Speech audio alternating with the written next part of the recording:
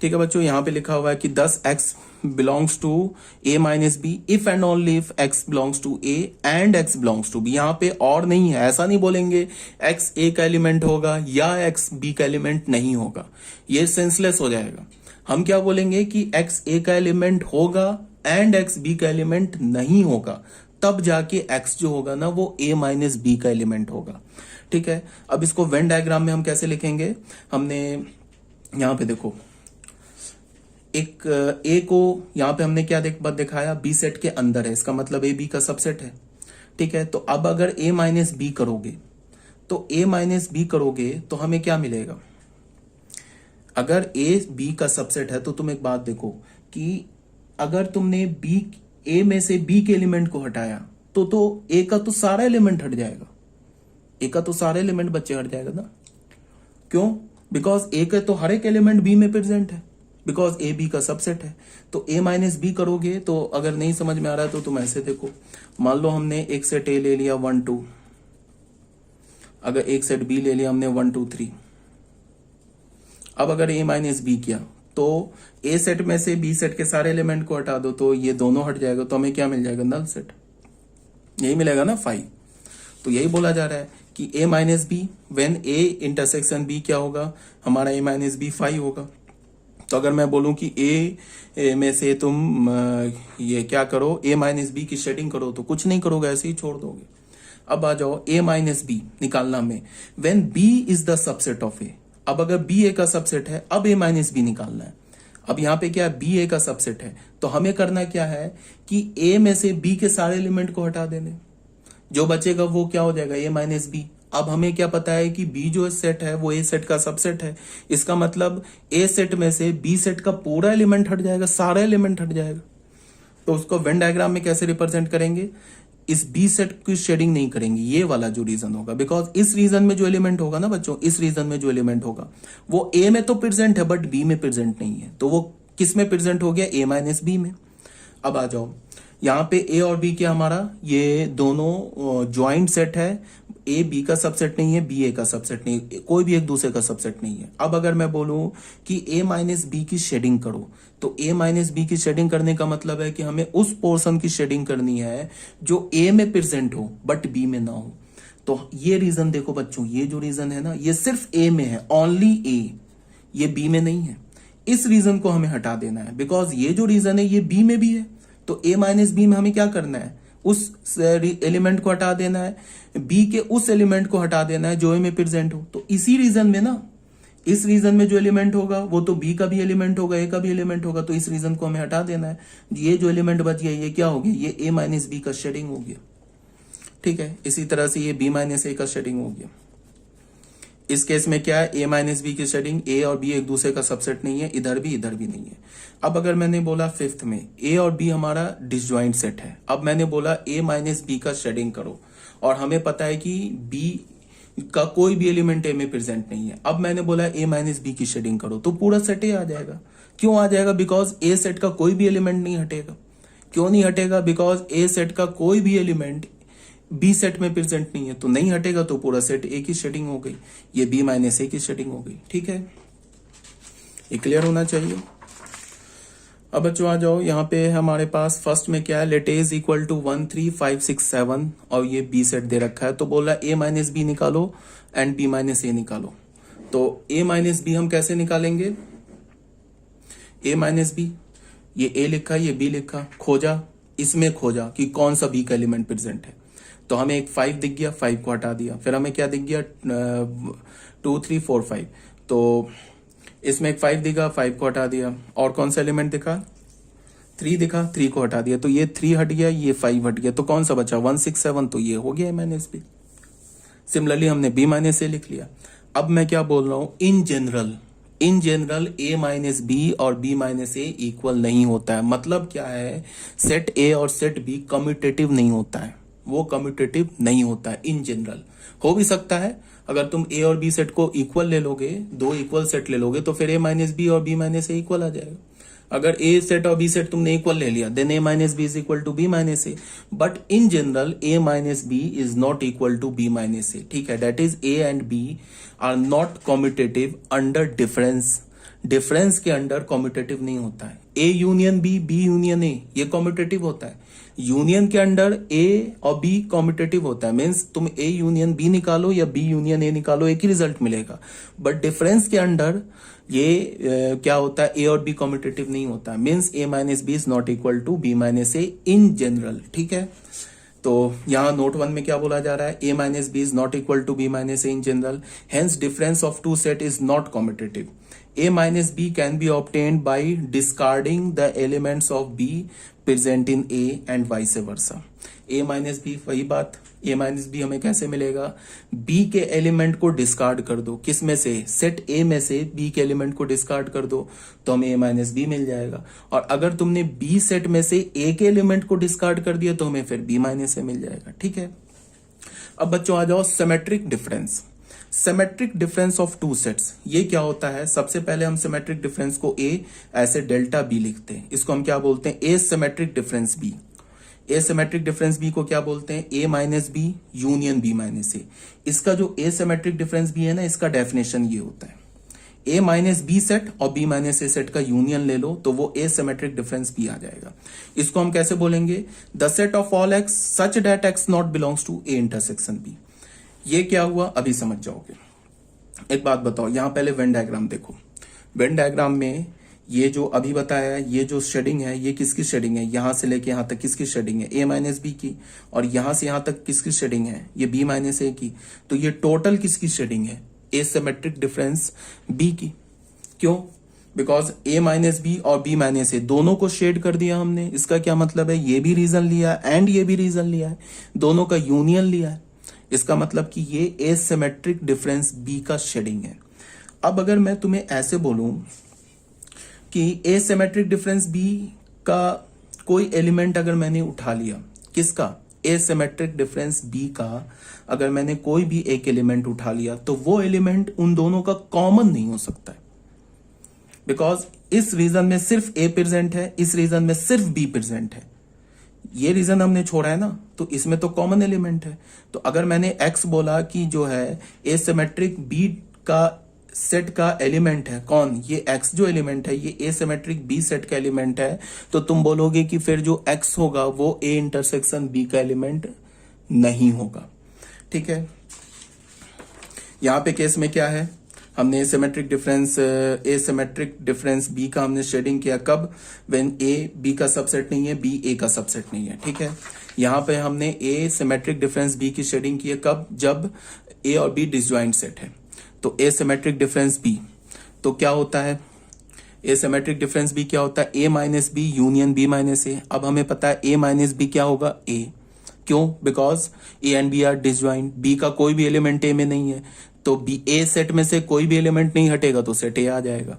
फिर B minus A क्या होगा, बी। क्यों, because A and B disjoint है, बी सेट में से ए के सेट को एलिमेंट को हटाओगे तो कोई भी एलिमेंट नहीं हटेगा। क्यों, बिकॉज बी सेट में ए सेट का कोई भी एलिमेंट प्रेजेंट नहीं है। तो यहाँ ए सिमेट्रिक डिफरेंस बी क्या हमें मिला, ए यूनियन बी।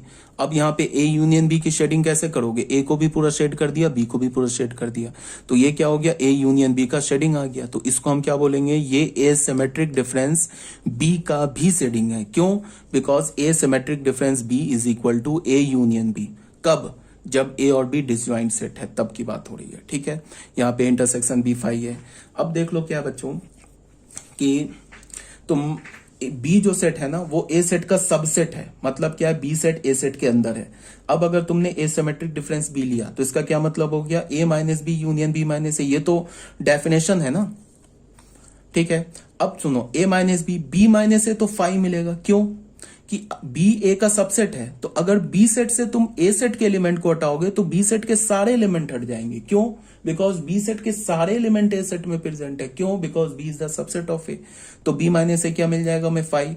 तो ए माइनस बी यूनियन फाई, तो क्या मिला हमें, ए माइनस बी। तो अगर मैंने तुम्हें बोला ए सिमेट्रिक डिफरेंस बी की शेडिंग करो under this condition when B is the subset of A, तो शेडिंग क्या होगा, ए माइनस बी होगा। अब ए माइनस बी की शेडिंग क्या करोगे, ए सेट में से उस एलिमेंट को हटा दोगे जो बी में प्रेजेंट है, तो ये ए तो पूरा है, तो बी में यही एलिमेंट प्रेजेंट है, तो इसको हमने छोड़ के बाकी इसकी शेडिंग कर दी। तो ये शेडिंग क्या हो गया, किसका मिल गया हमें, ये shading A symmetric difference B का। और ये शेडिंग जो है ये ए माइनस बी का भी शेडिंग है, और ये shading A symmetric difference B का भी है। क्यों? Because A symmetric difference B is A minus B. ठीक है, अब बच्चों आ जाओ फोर्थ पार्ट में। फोर्थ पार्ट में क्या है कि यहाँ पे बी ए का सबसेट था, यहाँ ए बी का सबसेट है। ठीक है, अब अगर मैं सिमेट्रिक डिफरेंस बी बोलूं तो फिर वही बी माइनस ए हो जाएगा। इसका क्या मतलब है? बी में से ए को हटा दो, तो ए को छोड़ के बाकी जो बचा उसको शेडिंग कर दिया। ठीक है, अब एग्जाम्पल देख लो एक। इसमें क्या बोल रहा है कि हमारे पास एक सेट दे रखा है 1 से लेके 8 तक है, बी सेट दे रखा है 1 3 5 6 7 8, then find A symmetric difference B and B symmetric difference A. तो सबसे पहले हमने ए माइनस बी निकाला, तो ए माइनस बी क्या होगा? 2 4 मिल गया, बी माइनस ए क्या मिल गया हमें? 9। तो सिमेट्रिक डिफरेंस बी क्या हो गया? A minus B union B minus A. A minus B हमने 2 4 ले लिया, बी माइनस ए हमने 9 ले लिया, इसका हमने यूनियन ले लिया तो 2 4 9 मिल गया। ये क्या मिल गया हमें? ए सिमेट्रिक डिफरेंस बी। ठीक है, उसके बाद हमने क्या लिया? B minus A. तो बी माइनस ए तो 9 है, ए माइनस बी 2,4 है, तो बी सिमेट्रिक डिफरेंस ए लिखेंगे। तो यहां ध्यान दो, ए सिमेट्रिक डिफरेंस बी लिया था तो क्या लिया था? A minus B union B minus A. तो बी सिमेट्रिक डिफरेंस ए लेंगे तो क्या लिखेंगे? B minus A union A minus B. तो बी माइनस ए क्या है? 9, ए माइनस बी क्या हमारा? 2,4। तो उसका सिमेट्रिक डिफरेंस ले लेंगे तो ये आ गया। अब यहां पे क्या है? A symmetric difference B is equal to B symmetric difference A. ये हमेशा ट्रू है। मतलब क्या है कि A and B are commutative under symmetric difference.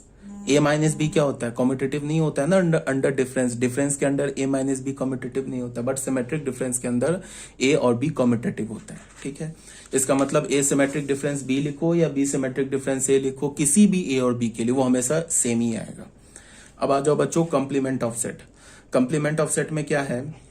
ये कुछ नहीं लिखा है और ये भी कुछ नहीं लिखा है।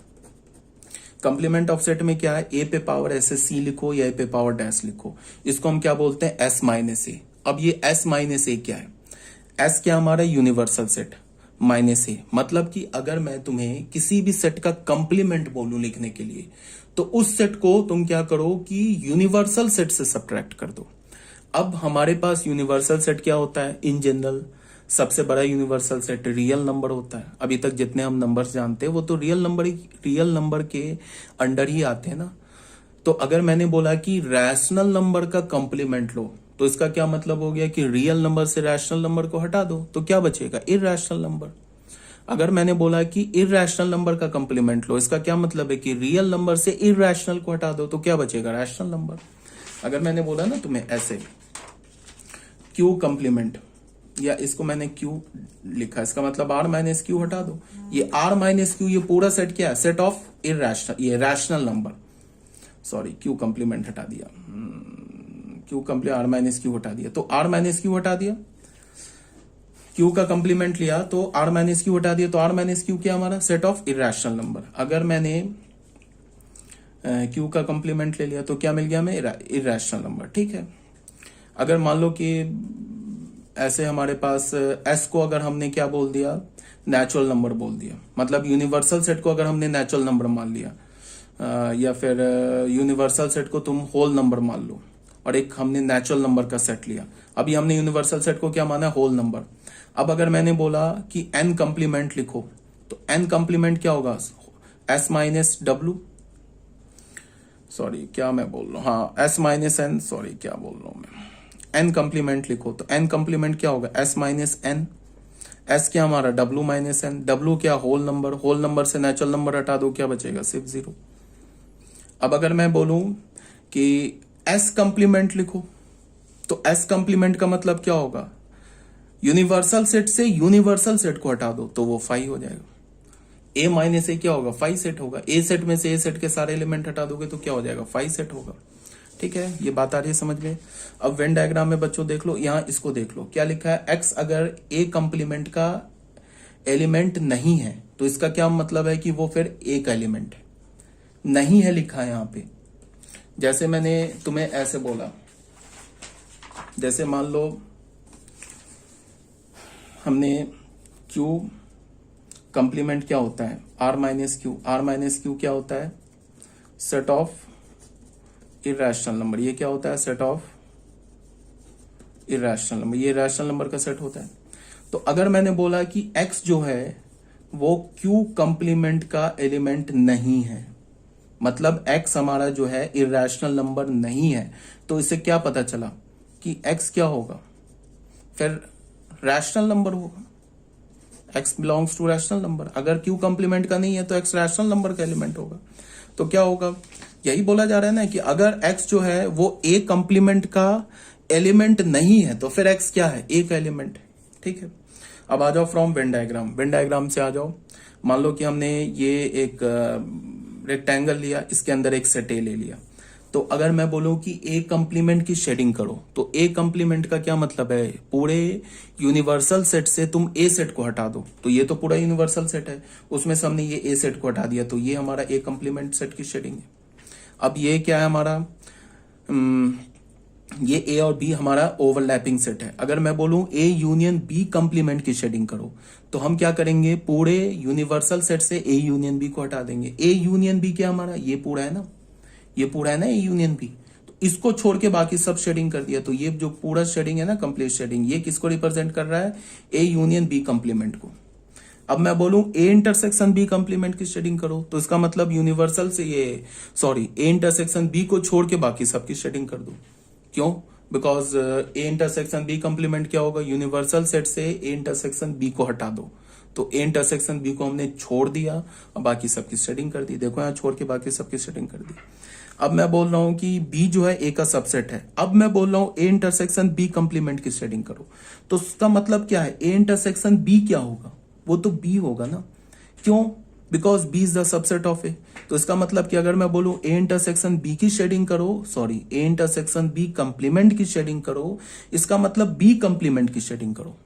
तो बी क्या होगा, बी कंप्लीमेंट की शेडिंग कैसे करेंगे, बी को छोड़ के बाकी सबकी शेडिंग कर देंगे। तो बी को छोड़ दिया हमने, बाकी सबकी शेडिंग कर दी।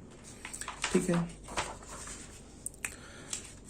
अब यहां पे फिफ्थ में क्या है कि अगर मैं बोलूं ए यूनियन बी कंप्लीमेंट की शेडिंग करो, तो यहां पे ए और बी तो डिसजॉइंट सेट है, तो ए यूनियन बी क्या होगा, ए यूनियन बी, ए की भी शेडिंग होती, बी की भी शेडिंग होती। अगर मैं ए यूनियन बी बोलता तो ए यूनियन बी कंप्लीमेंट की शेडिंग क्या होगी, ए और बी को छोड़ के बाकी सबकी शेडिंग कर दो।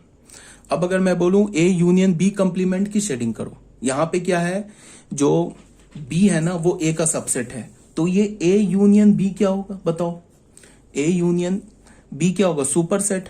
सुपर सेट क्या है, ए है, तो इसका मतलब ए कंप्लीमेंट का शेडिंग करो। ए कंप्लीमेंट की शेडिंग करने का मतलब ए छोड़ के बाकी सब शेडिंग कर दिया। ठीक है, नोट में आ जाओ। नोट 1 में क्या बोल रहा है कि अगर एक्स ए कंप्लीमेंट का एलिमेंट है तो इसका मतलब ए का एलिमेंट नहीं है। अगर एक्स ए का एलिमेंट है तो इसका मतलब क्या है कि ए कंप्लीमेंट का एलिमेंट नहीं है।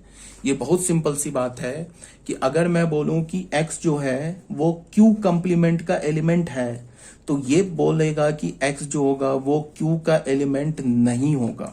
अगर मैंने बोला कि x जो होगा q कंप्लीमेंट का एलिमेंट नहीं है, तो इससे क्या पता चलेगा कि जो x होगा वो q का एलिमेंट होगा। अगर q का एलिमेंट है तभी तो उसके कंप्लीमेंट का एलिमेंट नहीं है। ठीक है, जैसे अगर नहीं समझ में आया तो एक एग्जांपल ले लो।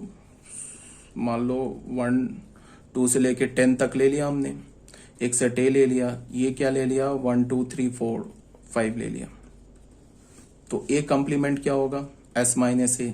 s माइनस ए करोगे तो क्या मिलेगा, s में से ए को हटा दो तो मतलब 6 7 8 9 10 ये बच गया। अब अगर मैंने बोला कि 6 जो है वो एलिमेंट है ना किसका, ए कंप्लीमेंट का, तो ये तभी पॉसिबल है कि जब 6 एलिमेंट नहीं होगा ए का। अब मैंने बोला कि जो 5 है वो तो एलिमेंट है ना ए का, तो ये तभी पॉसिबल होगा कि 5 जो है वो एलिमेंट नहीं होगा ए कंप्लीमेंट का। 6 हमारा है, तो समझ में आ रही है बात ना। तो फॉर एग्जाम्पल क्या दे रखा है, एस हमारे पास सेट दे रखा है 1 से 9 तक, ए सेट क्या दे रखा है 2 3 5 6 7। अब यहाँ पे क्या बोला जा रहा है, फाइंड ए कंप्लीमेंट। तो ए कंप्लीमेंट कैसे लिखेंगे, the set of all x such that x belongs to universal set का होना चाहिए और ए का नहीं होना चाहिए। क्यों, बिकॉज एस माइनस ए का एलिमेंट होगा, तो इसका क्या मतलब है होगा कि एस का एलिमेंट होगा बट ए का एलिमेंट नहीं होगा। तो इसका क्या मतलब होगा, एस माइनस ए, तो यूनिवर्सल सेट में से ए सेट को हटा दिया हमने, तो ये मिल गया हमें। ठीक है बच्चों, यहां तक क्लियर होना चाहिए। नेक्स्ट हमारा पीडीएफ होगा एलजेब्रा ऑफ सेट्स। सेट्स क्या, एलजेब्रा कैसे करेंगे, मतलब क्या है कि यूनियन ए यूनियन बी का फॉर्मूला क्या होगा, मतलब एलजेब्रा ऑफ सेट्स देखेंगे, number of element in A union B क्या होगा, फिर A union B intersection B minus C क्या होगा, या फिर ऐसे बोल लो B minus C intersection A set क्या होगा। इस टाइप का हम लोग एलजेब्रा पढ़ेंगे सेट्स का नेक्स्ट पीडीएफ में। तो कल अगर मेरे पास टाइम होता है, जब भी आज तुम अगर वीडियो सुन रहे हो, उसका मतलब एक दिन पहले मैंने उसे रिकॉर्ड किया है। तो अगर कल मेरे पास टाइम होता है तो मैं पीडीएफ कल सेंड कर दूंगा, ठीक है। तो नेक्स्ट हमारा जो टॉपिक होगा एलजेब्रा ऑफ सेट्स। और तुम्हें क्या करना है बच्चों, बात को सुनो ध्यान से। एनसीईआरटी, एक बात याद रखो कि मुझसे क्वेश्चन सॉल्व कराओगे तो तुम्हें कोई बेनिफिट नहीं होगा, ठीक है।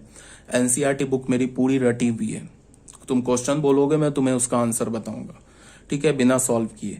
तो मुझसे सॉल्व कराओगे तुम्हें बेनिफिट नहीं होगा।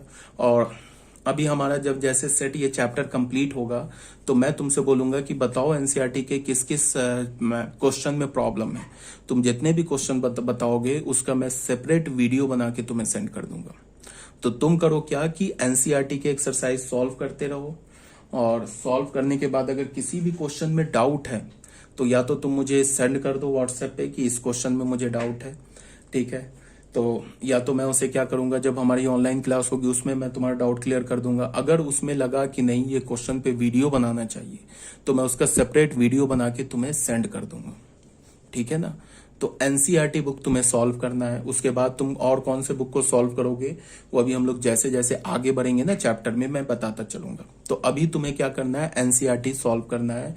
जो मैंने बोला था ना कि एक सेपरेट नोटबुक बनाओ, उसमें एनसीईआरटी के क्वेश्चन सॉल्व करो।